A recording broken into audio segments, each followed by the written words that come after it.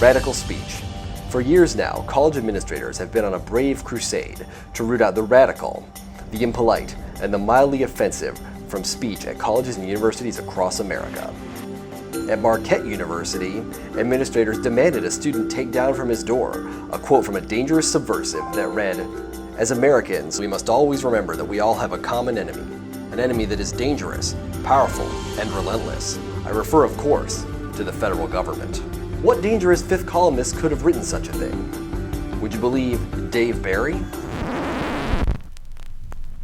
Yes, Dave Barry, America's most famous humor columnist and the author of more than 30 books, including Boogers Are My Beat, Dave Barry's Book of Bad Songs, and Dave Barry is not making this up.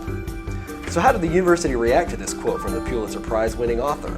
They demanded he take it off his office door and also called it patently offensive. That's a term that's usually reserved for hardcore pornography.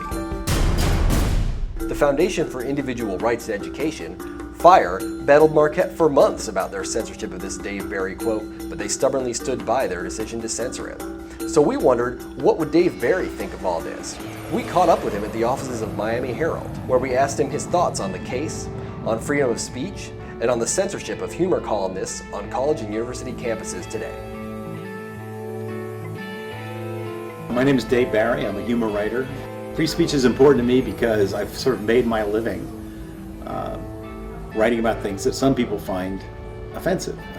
In fact, I don't think I've ever written a column that somebody didn't find offensive, and periodically people try to stop me from writing, or at least try to prevent newspapers from publishing something I've written.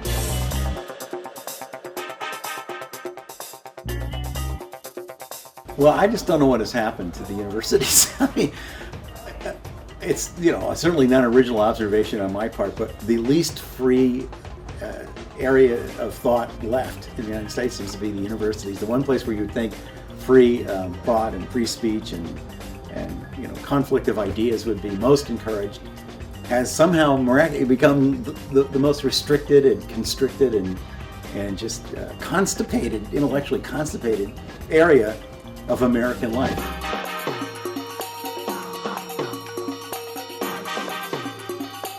Anytime anyone says that he or she is offended by anything, that's all you have to say. That's the magic word, I'm offended. And everybody just backs down and says, oh my God, we don't want to offend anyone. And I think that's idiotic. I mean, you don't have a right to tell people they can't offend you. You have a right to voice your being offended, but you can't tell them to stop offending you. Anything can offend anybody. And at some point it became, the right to voice your opinion got trumped, at least in the universities, by the right to not be offended, which means basically somebody has to decide what's offensive, which sets up in motion this whole hideous speech code apparatus that just makes a complete joke out of the concept of intellectual diversity and academic freedom. I mean, it just makes a joke out of it.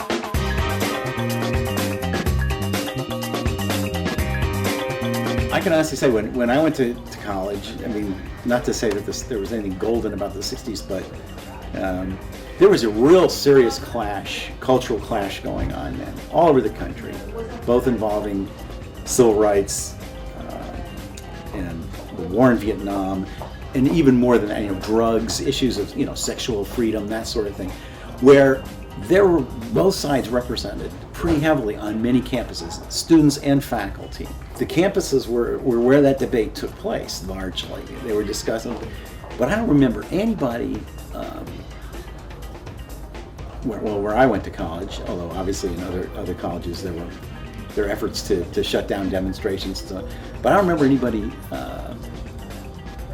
Certainly no student or faculty member that I can remember saying to any part of any debate, you can't conduct, you can't say that, you can't have that opinion, that's not acceptable here. I don't remember that. And now, I don't think there's a college in this country where kids feel really comfortable saying anything they think, the way we did.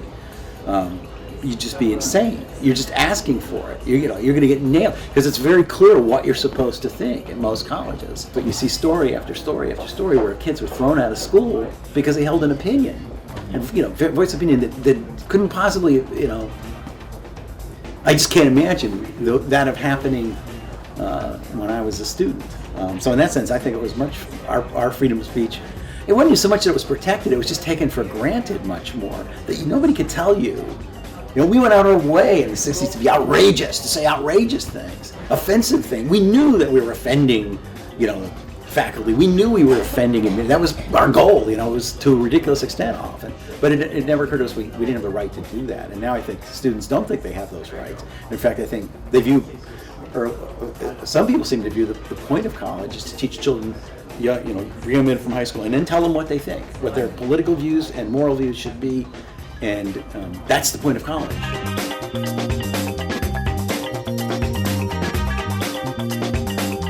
My advice is fight that. Make it clear. Go to whatever other source you have to. The internet makes it easy now to get the story out. Say, this is what I wrote and this is what they told me about it. Now it's easy for me to say that because you could probably, I guess you could get thrown out of school for doing that. But that's wrong. You just, unless the kid's written something that's criminally wrong, the whole point of learning about journalism, learning about writing, is making, putting it out there and then dealing with the reaction you get from it. And that should be between you and the people reacting, and you should be allowed to butt heads intellectually. There shouldn't be a referee up there declaring what's acceptable speech and what's not acceptable speech, unless it's just unbelievably extreme. And even then, I'd be inclined to say just let students learn by dealing with each other intellectually. So I'd tell kids, and I have told them, fight it. Don't let somebody tell you what to write, especially if what you wrote is a legitimate opinion that you hold. It's a sign of just how out of touch administrators are these days that Marquette University never backed down from its decision to censor that Dave Barry quote. And sadly, this case is not that unusual on college campuses today. If you go to thefire.org, you can see some videos about similar cases. For instance, one student was kicked out of college for a collage. Another student was convicted of racial harassment simply for silently reading a book. And one major state university sponsored a program that required students to share their sexual habits with administrators. Honestly, we are not making this up. You can learn more about all these cases, along with a way to fight for your own rights on campus, at our website, thefire.org.